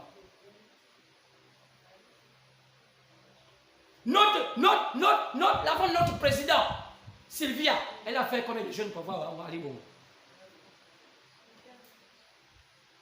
Nos prières, c'est pour maintenir notre âme avec Dieu. Amen. Tu veux te marier? Prépare d'abord l'apparence extérieure. L'homme ne voit pas le cœur. L'homme voit d'abord l'apparence extérieure. Amen.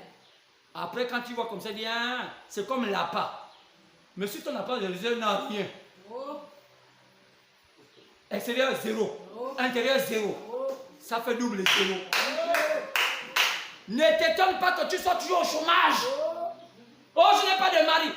C'est double 0. Intérieur et extérieur. Parfois, il dit, bon, même si peut-être extérieur, c'est pas bon, on va aussi tenter peut-être intérieur. Intérieur là-bas, ce sont les injures. Oh non. Mais donc, elle est comme ça, hein. Je crois que quand même, parfois, les femmes vilaines sont dans le cœur, donc elles aussi mauvaises même dans le cœur. Double 0. Double 0. C'est le nom d'une cartouche. Double 0. Ça n'a pas de grosses graines, ça que les petites graines. Ça ne tue que les gazelles. Ça ne tue pas les antilopes, ça ne tue pas les vraies bêtes. Quand tu as double 0, ça fait beaucoup de bruit, mais ça ne tue pas de grosses bêtes. Tu vas tuer l'éléphant double 0, l'éléphant rit. Ah, laisse-moi avec tes gens, tu me fatigues là. Alléluia! Ma soeur, si tu as double 0, tu ne peux pas faire descendre un éléphant. Il y a les hommes éléphants. C'est ça. Il nourrit toute une famille. Un seul échec, il apaise toute la famille. Un homme éléphant. Tu as avec quoi? Vraiment? Double 0, non, non. Tu as double 0? Tu as 2 fois 0. Extérieur comme intérieur. Alléluia! Est-ce qu'on peut dire Alléluia? On descend un éléphant avec une chevrotine. C'est une seule cartouche qui a un plomb. Tout est regroupé. C'est concentré. Tu as concentré ton énergie à où? C'est là le problème. Alors, la Odyssée, c'est le temps où on dit les gens vont être nus. Frère, c'est l'âge où il y a la plus grande tentation qu'on n'a jamais eue. Les femmes vont être plus belles. On dit qu'ils sont plus riches. C'est le temps de la richesse. Sœur, si nous ne sommes pas les plus de la terre, qu'on est les plus au ciel, il faut quand même qu'on ait le minimum. C'est ça. Dieu ne nous a pas dit qu'on va être les pauvres. Dieu a dit, hein, les païens vont être tellement riches parce qu'ils vont faire les choses mal. Mais nous, on va quand même aussi avoir quelque chose pour survivre parce qu'il nous a envoyé sur la terre. Est-ce qu'on peut dire Amen? Dieu t'a donné le pain pour survivre. Qu'est-ce que tu fais de ça? Est-ce que tu t'assois et tu fais le projet? Mon projet, c'est pour nourrir mes petits-fils. Qui les a eus?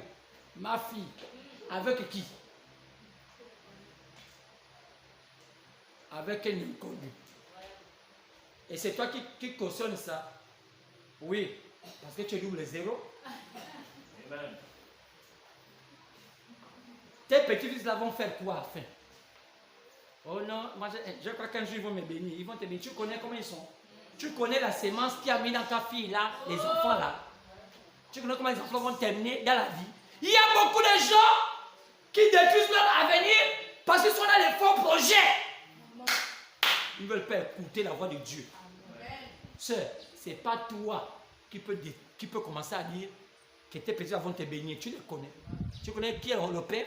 Tu connais comment il a la maison qui l'accompagne? Tu connais pourquoi il pompe des bébés à ta fille? Pourquoi elle ne marie pas? Tu connaissais qui il est? Ce matin, réfléchis. Tu prends ton salaire que Dieu t'a donné. Au lieu que tu essaies de faire, au lieu de faire double 0, tu fais 1-0.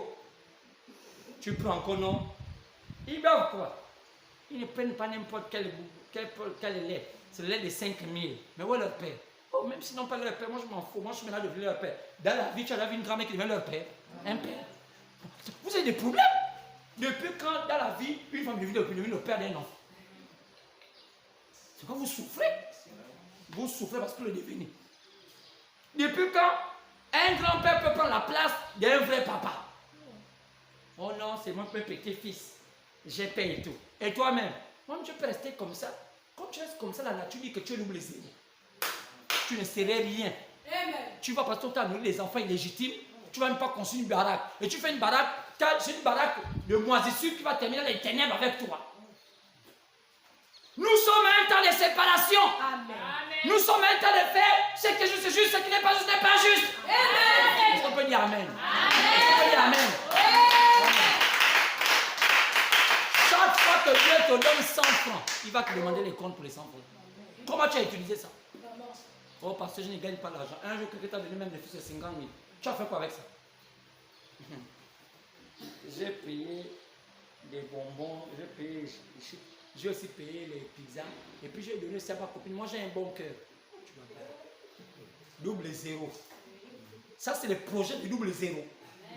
Ils n'ont jamais de quoi marquer. Toujours double zéro. À la fin, tu as gagné quoi? Zéro. Et tu veux devenir quoi? Zéro. Mais quelqu'un qui connaît pourquoi il a été créé. Lorsqu'il a les 50 000, il dit, ah bon, merci. Merci Seigneur, c'est même le projet. Premier projet Seigneur, c'est moi. Je te connais, c'est toi Dieu.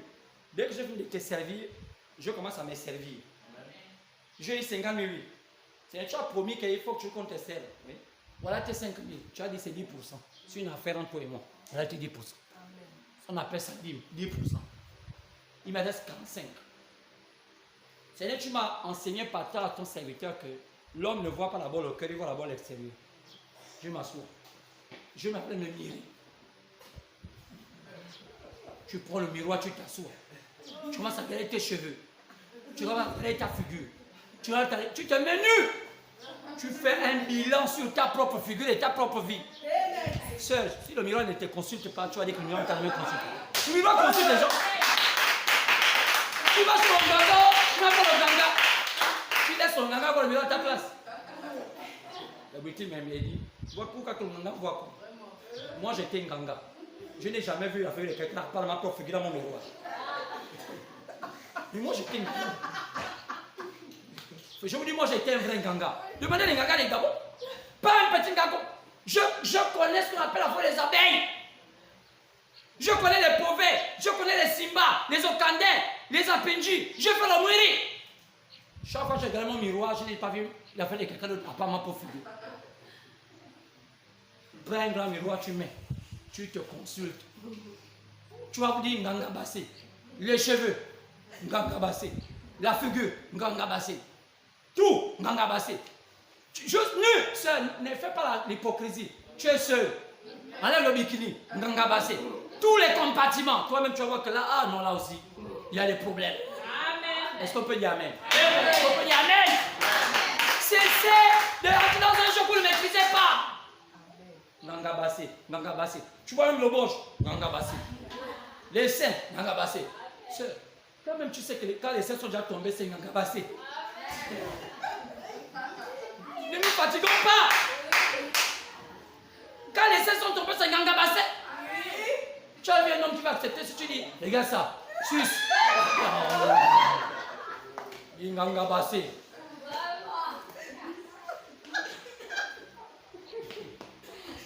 Attaque mes cheveux, tout est déjà quitté. Nganga Bassé. Donne-moi un bisou. La laine est morte. Nganga Bassé. Regarde mon ventre. Le ventre plein de bourrelets. Nganga Bassé. Les vergetures partout. Le bord du plein. Déjà plein de... C'est comment on appelle ça? Des rides. Nganga Bassé. L'ossili percer, n'angabassé. Quand tu fais ça, quand tu fais le bilan, tu dis, oh là, j'ai compris. J'ai compris que là, même s'il faut aller prier sur le pasteur ou commencer quelqu'un, je ne vais pas avoir d'angabassé. Je sais comment régler ce problème. Dans les 45 000, je mets 10 000 ou 20 000 dedans. Notre pot n'ira jamais au ciel. Amen. C'est une peau qui est pleine de choses inutiles. C'est des peaux qui n'ont pas de sens. Une peau n'a jamais au ciel. Mais la peau, je n'ai pas parti au ciel. La peau n'est pas jamais au ciel. La peau reste la peau. Est-ce qu'on peut dire amen? Amen. On peut dire amen. Amen. Je suis en train de vous dire des choses. Amen. Je suis en train de vous parler de la parole faite chair. Amen. Amen. Quand vous ne comprenez pas ça, vous allez perdre votre temps. Pourquoi les réveillés sont devenus fous? Afin d'évoquer les choses qu'ils ne maîtrisent pas. Amen. Oh, j'invoque le feu du Saint-Esprit. Tu le vois même. Tu le connais. Les gens aux côtés, les double zéro, ils regardent. C'est même le Saint-Esprit. Ah, pardon.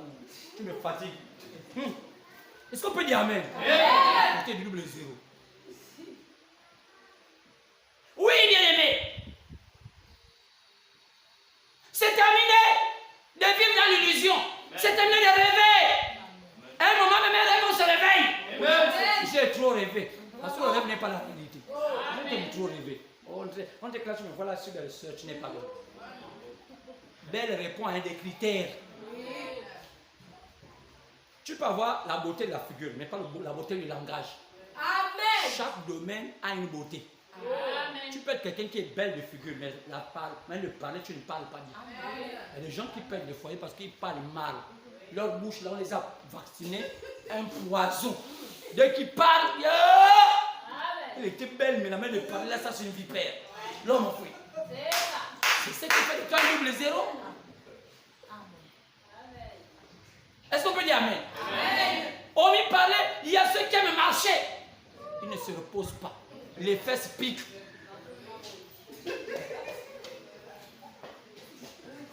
Mes soeurs, ça pique comme non, parce que je n'aime pas rester assis. Oh, ça fait quoi? Je sens qu'on est des manches.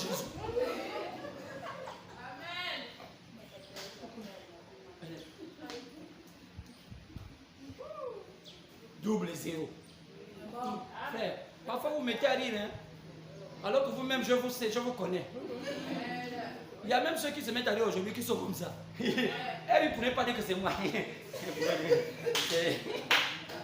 Alors qu'on dit que c'est mieux, c'est moi. Ça, c'est moi. Vous savez, quand quelqu'un ne connaît pas, quand la parole de Dieu sort et que la parole de Dieu dénonce qui est, et ne veut pas prendre conscience, vous savez ce qui s'est passé? C'est une double condamnation. Amen. Parce qu'elle est en train de dire, ça c'est pas moi, mais c'est pas toi, pourtant c'est toi.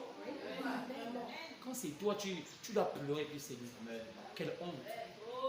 Pourquoi je suis comme ça? Pourquoi? Là, je prends une résolution. Satan aime des gens qui aiment faire comme s'ils jouaient. Satan dit jouons, tu vas terminer comme ça toute ta vie. Sœur, il y a beaucoup de femmes qui ont joué comme toujours, qui se mettent à rire, qui finissent vieilles en train de pleurer pour lui. Parce qu'à un moment, quand tu es seul maintenant, non, c'est pas, tu ne vis plus avec l'église, ni avec l'assemblée, tu n'as toi-même avec la vie. C'est ça. À un moment, on doit prendre conscience de sa propre vie. Amen. Parce que tu vas rire le dernier jour. Oui, monsieur! Amen. La parole fait chair. Amen. Quand on dit nul, là, ce n'est pas la blague, c'est vraiment nul. Jusqu'à ce que même la qualité des slips qu'on a déjà inventé aujourd'hui, vous voyez aujourd'hui les femmes, la plupart des femmes n'ont plus de slips. Ouais. Les slips sont là, les slips, une côte devant, une côte derrière. Si tu ne dépasses pas la côte devant, la côte derrière, tu serais morte. Amen. Les femmes ont bien dit qu'on ne veut même plus, on perce même les jeans là. Les jeans sont là percés, tu vois la femme, tu passes comme ça, la fesse est là. Dis prends, tu veux, tu prends. Tu m'en fous. Si ta femme ne veut pas te garder, moi je te bouffe. Amen. C'est un âge difficile. C'est pourquoi, dans Jean 15, verset 7, la Bible dit, si vous demeurez en moi et que mes paroles demeurent en vous, demandez tout ce que vous voulez, cela vous sera accordé. Qu'est-ce que Jésus a fait de parler? C'est Jésus qui parle. Il voulait parler de la fusion entre un être humain et Dieu. C'est la parole faite chair. La dernière chose que Dieu fait de l'homme, il y a fusion entre l'homme et Dieu. L'homme doit fusionner avec Dieu. L'homme et Dieu doivent être un. C'est ça la force finale. C'est quand tout à l'heure, quand je prends le message des mercredis, je te lis Jean 1, 1. Jean chapitre 1, verset 1 jusqu'au verset 14. Ce ne sont pas de Jésus. Jésus est le modèle du premier homme à être fusionné avec Dieu. Il dit, on commence par être la parole de Dieu. La parole était avec Dieu. Et la parole était Dieu. La parole s'est faite chair parmi les humains. Elle a marché gracieusement. Qui c'est? Dieu dans l'homme. Qui? Jésus. C'était le modèle. Jésus qui était le premier homme à fusionner avec Dieu. Il faisait quoi? Il pleurait. Il allait aux toilettes. Il avait l'envie de sortir avec une femme. Il avait toutes les envies, il aimait manger. Parfois, il avait la colère quand il n'avait pas mangé. Jésus avait une colère quand il n'avait pas mangé. Quand il avait faim. Mais ça n'a pas empêché qu'il était Dieu fusionné. Amen. Il n'a pas empêché qu'il était Dieu dans la chair. Amen. Vous savez, quand Dieu habite quelqu'un, il ne voit pas ce que vous racontez là. Non. Dieu fusionné dans un homme, c'est un caractère qui change. C'est une manière de voir la vie. Parce que tes pensées sont comme les pensées d'un humain simple. C'est quand je faisais les gens 1-1. Et Job pouvait nous dire ça dans Job chapitre 38. Il dit, où étais-tu quand je fondais la terre? Quand les fils et les filles de Dieu criaient, poussaient les cris de joie. Frère, chaque être humain avant d'être sur la terre, il était d'abord en Dieu. Je parle de ses enfants. Tout enfant de Dieu, avant d'être sur la terre, il était d'abord dans Dieu. La peau n'est qu'une peau qui masque la divinité qui est en toi. Amen. La peau que tu portes n'est qu'une peau qui masque ton passage sur la terre. C'est un pot d'emprunt que Dieu a voulu qu'une partie de lui puisse marcher sur la terre. Donc, tu as une partie de Dieu qui marche sur la terre, mais avec un corps d'emprunt qui est une peau qui va pourrir un jour. Est-ce qu'on peut dire Amen? Amen. Est-ce qu'on peut dire Amen? Amen. Job 38, 4 à 7. C'est pourquoi dans Jean 14, 15 à 21, on dit, encore un peu de temps, le monde ne me verra plus. Mais vous me verrez. Comment Seigneur? Quand je serai avec vous et même en vous. Ce matin, tu dois comprendre que si les gens ne voient plus Jésus, mais toi, tu dois voir Jésus.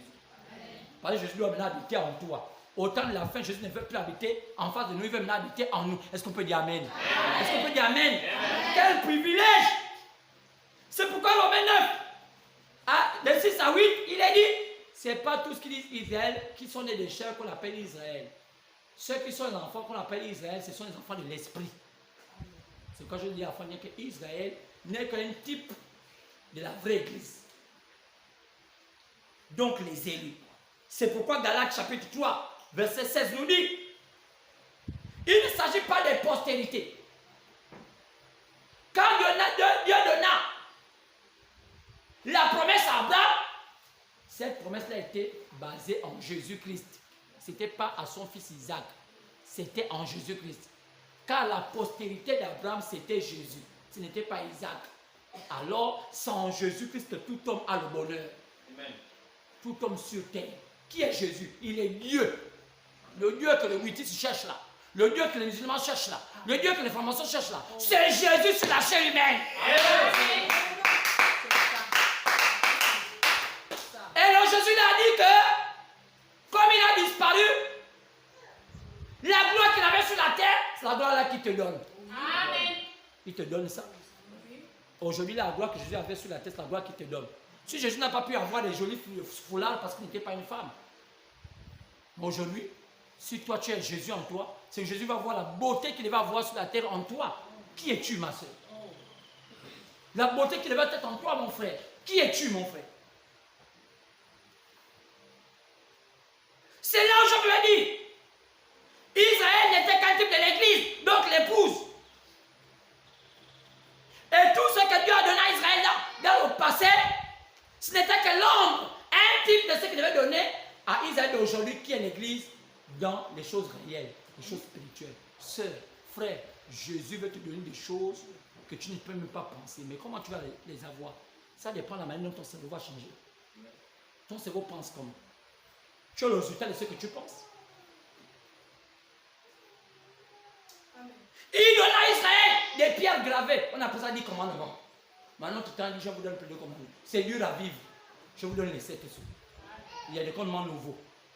Ce n'est plus une histoire de vous forcer, ne bois pas, ne fume pas. Maintenant, que disent les 7 sous? Est-ce que les sœurs t'imposent? Non. Les sœurs te disent que si Dieu est en toi, tu vis ça seul. Est-ce qu'on peut dire Amen? Est-ce qu'on peut dire Amen? On ne force plus de vivre la parole. On laisse Dieu habiter en nous pour vivre la parole à notre place. On ne se fait pas des commandements. Ne fais pas comme ça. Ne fais pas comme ça. Non! Laisse Dieu lui-même. Vous faites vous-même des commandements. Oh, je t'ai vu comme ça. Oh, non. Sœur, parce que je suis en marche. Je ne suis pas encore arrivé à l'endroit. Quand je vais arriver, ça va déclencher seul. Est-ce qu'on peut dire Amen? C'est pourquoi Pierre pouvait dire dans 1 Pierre 4, 2, 1 Pierre 2, pardon, verset 4 à 5, il dit, vous êtes des pierres vivantes. Hébreux 7 et Hébreux 8, on dit, l'Ancien Testament n'était que l'ombre. Il y a une nouvelle alliance. Quand il y a une nouvelle alliance, il y a une nouvelle loi. Hébreux chapitre 7, vous lisez tout Hébreux 7, vous lisez tout Hébreux 8, il dit il y a une nouvelle alliance.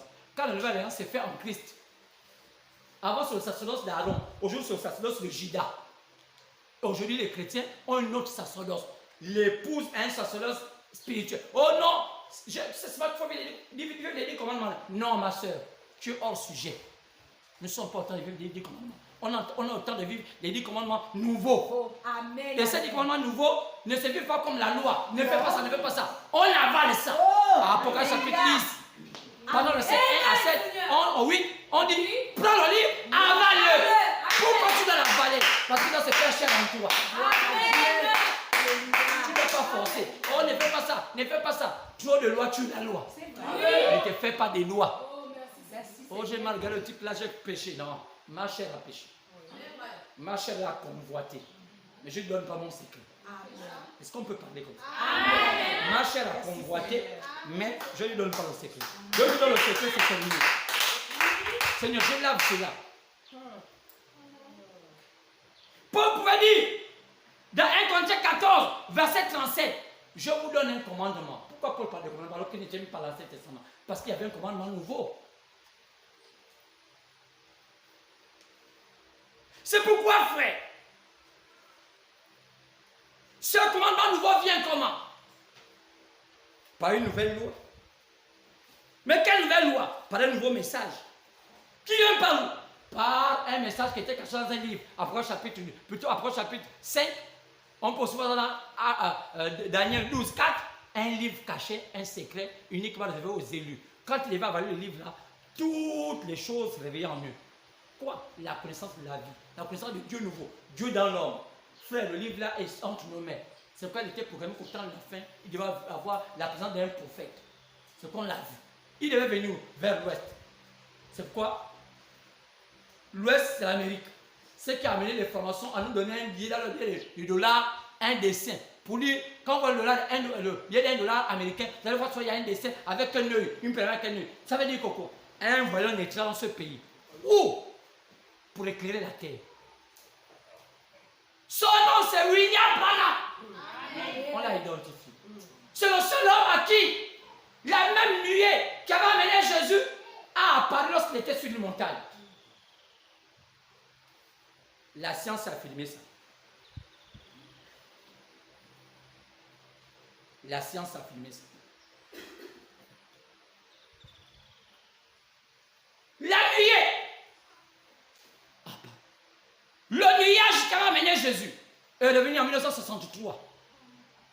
Le 28 février 1963. À l'âge de la vie. Après 28 jours, la femme a commencé à avoir ses menstrues.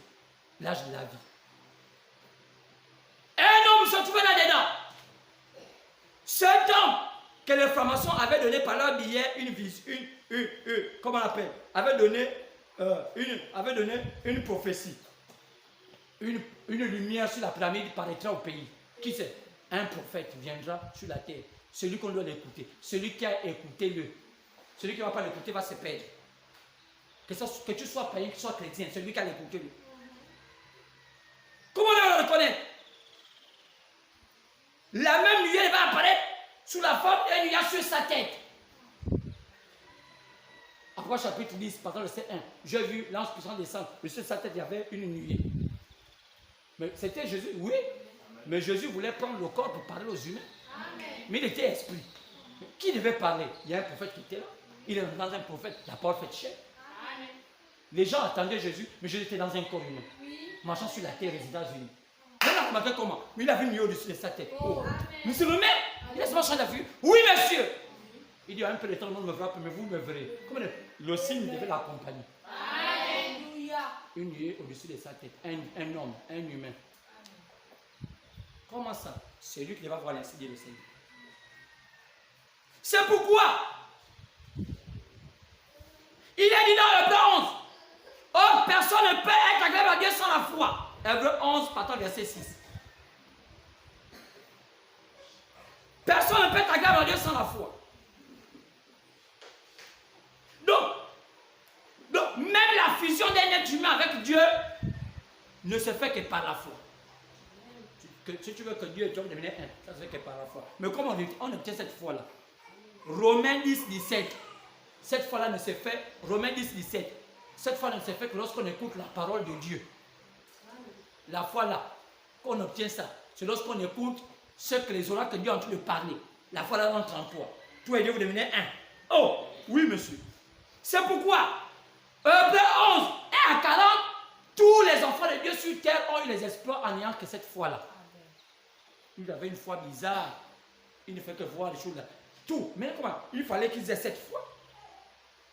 Oh, chaque exploit obtenu par un fils ou une fille de Dieu se fait